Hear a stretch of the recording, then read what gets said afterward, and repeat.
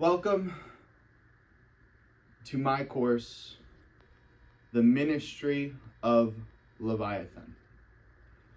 And I want to start with a general reflection on what may be the greatest theme that we have explored so far on this channel. That being order versus chaos.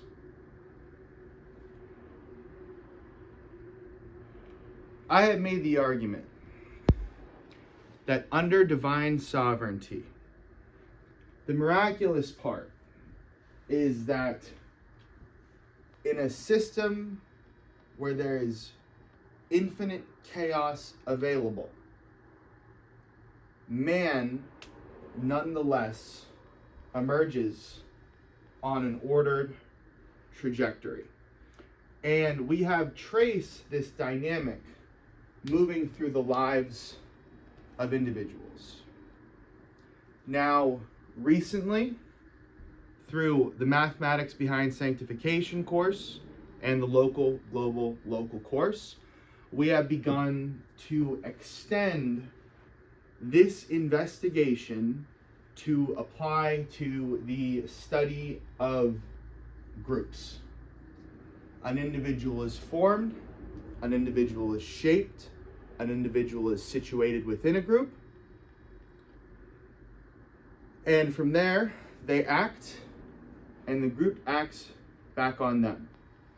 Suddenly, this question of order versus chaos gets expanded to not just be regarding one individual, but to be regarding a system of individuals, all undergoing this same dance, as order is somewhat miraculously pulled from an ocean of infinite chaos.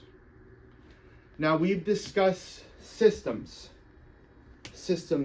of small groups of people, systems of communities, systems of friend groups, even the small system of a romantic relationship. Where we're going to go next is going to be to extend this systemic analysis to the level of a society.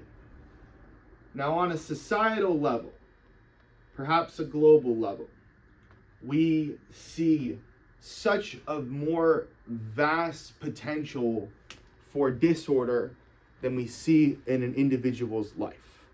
A nation of 100 million people, a nation of 300 million people, a nation of over 1 billion people represents this system so inherently chaotic that there are entire disciplines within the social sciences for understanding the dynamics by which this system operates.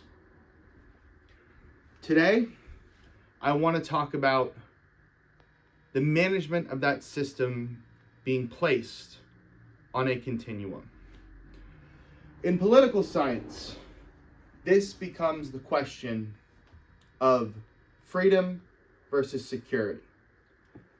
From our systems thinking background, remember, always extend to the most radical positions you can take within a system to understand its underlying dynamics, totalitarianism and anarchism.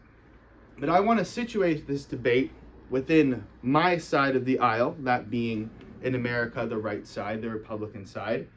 And we have this spectrum available to us through the lens of libertarianism versus conservatism. And this is the same fundamental thing on the left side of the aisle as well. The question is, how much liberty is afforded to an individual citizen versus how much agency is afforded to the collective organization that is controlling the individuals in the society. This is the spectrum that we're going to be working with today. And my argument is going to situate along this spectrum. Now, I believe there is no greater place to start when we discuss this continuum than the preamble of the United States Constitution. I had to memorize this along with all of my peers in my 8th grade class through Schoolhouse Rock. We the people, in order to form a more perfect union, establish justice, ensure domestic tranquility, provide for the common defense, promote the general welfare, and secure the blessings of liberty to ourselves and our posterity, do ordain and establish this Constitution for the United States of America. Now, I have those priorities listed here on the board. And what we're going to do is take these priorities and situate them within that continuum of freedom versus security. Now, for example, goal is a more perfect union, and we need to establish justice. So we need to establish a system by which wrongs are righted, by which society is protected. Domestic tranquility, keeping the populace safe from both itself and from outside threats. Common defense, having a military presence that saves us from both other nations and domestic insurrections. And then general welfare, this can be really flexible in its definition, how much material security truly is welfare. But then undergirding all of this is the blessings of liberty. And this is going to be the bedrock of this continuum that we are describing. Because we can take all of these priorities, and as you'll see, if we exaggerate them, it becomes more efficient at accomplishing the goal of the priority while taking away from these blessings of liberty. So let's postulate. Establish justice. In a world where every citizen is tracked, all their locations are tracked, and the government has access to this centralized database of every actor within society, all of a sudden it becomes a lot easier to establish justice. What about domestic tranquility? If we gave law enforcement the same force, means, and jurisdictions of a special operations team to handle whatever threats emerged, all of a sudden we would have more domestic tranquility. Common defense. If we impressed every male into the armed services between the ages of 18 and 25, this would result in having a national defense far above potentially what we currently have. And then general welfare. If we look at additives of goods to members of the population, and that's how we assess it, well, how much general welfare could we truly accomplish if we seize the assets of the most productive members of society? I understand this is a phenomenon that already occurs.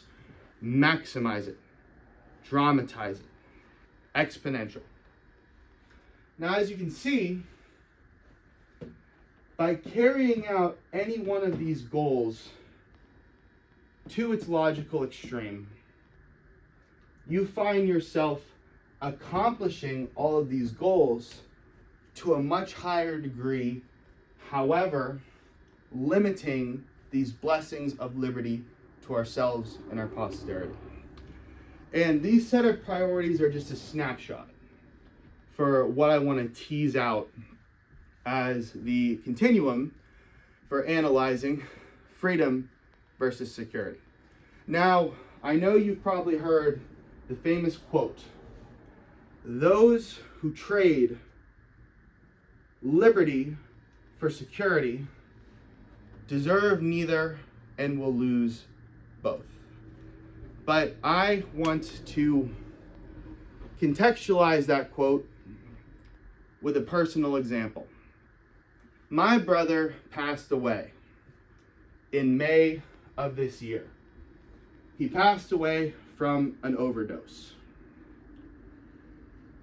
And the first thing I want to say is that the manner of his death does nothing to invalidate the quality of his life. He was a great man. I loved him. Now, in my grief, I did quite a bit of research into how this drug trafficking apparatus works in our society. And particularly with the spread of fentanyl, what I learned is that these are pills that are made in laboratories in Mexico run by the cartels. American citizens are paid 10, 20, 30 grand to bring truckloads of these things across the border in civilian cars, and then these pills are distributed nationally until they end up in the hands of people who will then die. And that is a terrible thing. That is a tragic thing. Now, let's put that on the spectrum of freedom versus security. Because how might, and this is the question I want you to ask yourself, how might an authoritarian deal with this threat to our society? Executing the distributors, firebombing these towns where these drugs are manufactured. And then suddenly, we run up against blessings of liberty because we have due process in this country. I'm not advocating for any particular public policy prescription in this lecture. I am merely trying to contextualize this debate because everybody knows what happens under tyranny. In schools, we learn about the great tyrannical empires of the past and how many people died. In scripture, all over the place. But for example, the oppression of the Jews under Pharaoh, how many innocent lives were lost in that totalitarian state? Now, the point I simply want to make is that liberty kills people too. Liberty kills a lot of people too. And just to situate it within a debate that is currently being had by society today, these flock cameras that are monitoring the motion of cars of the American populace in cities and towns all over this country cause a huge uproar. Blessings of liberty. Why on earth are my locations being tracked? That sounds an awful lot like my innocent until proven guilty civil liberties are being threatened. The question I would pose to conclude this lecture is establish justice if the government had perfect knowledge over the moves of every car in these United States. How many teenage girls do you think would get rescued from sex trafficking operations? Now, as I stated, I'm not here to advocate for any public policy priority. That's not what the purpose of this lecture is. As we get into this course, the Ministry of Leviathan, what I want to set the fundamental understanding at is that order and chaos are not victimless principles. And order and chaos are not one angel, one devil on your shoulder. There are casualties. This is a real conflict. This is a real fight that every society will have to litigate for themselves. I look forward to moving down this line of inquiry with you. Thank you, and God bless.